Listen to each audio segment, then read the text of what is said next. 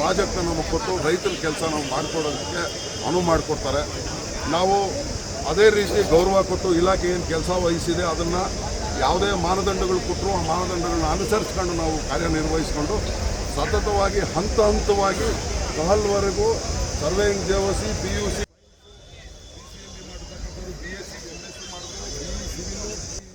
ತಕ್ಕಂಥ ಎಲ್ಲರನ್ನೂ ಯಾವುದೇ ಮಾನದಂಡಗಳು ಇರ್ತಿತ್ತು ಅವ್ರನ್ನ ಪರವಾನಗಿ ತುಂಬಾಗಿ ಆಯ್ಕೆ ಮಾಡಿಕೊಂಡು ರೈತರ ಕೆಲಸ ಮಾಡ್ತಾರೆ. ಸ್ವಾಗತಾರ್ಹ, ನಾವು ಅದನ್ನು ನಿರ್ಣಯ ಮಾಡ್ತಿಲ್ಲ.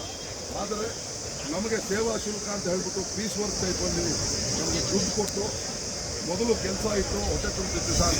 ಒಂದು 10-12 ವರ್ಷಗಳಿಂದ ಈಚೆಗೆ ತುಂಬ ಕಷ್ಟಕರವಾಗಿರ್ತದೆ.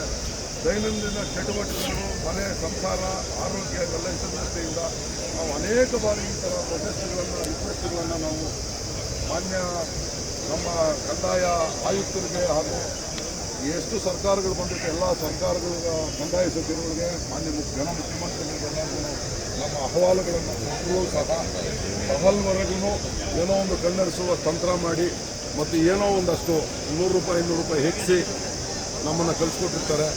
ಸರ್ಕಾರದಲ್ಲಿ ಈಗ ನಮ್ಮದು ಒಂದೇ ಅಪೀಲು, ನಮ್ಮನ್ನು ಯಾವ ಮಾನದಂಡಗಳೆಲ್ಲ ಪಕ್ಕಕ್ಕಿಟ್ಟು ಪರವಾನಗಿ ಆಯ್ಕೆ ಮಾಡ್ಕೊಂಡು ದಯವಿಟ್ಟು ಮಾನದಂಡಗಳನ್ನು ಇಟ್ಕೊಂಡು ಪಕ್ಕಕ್ಕಿಟ್ಟು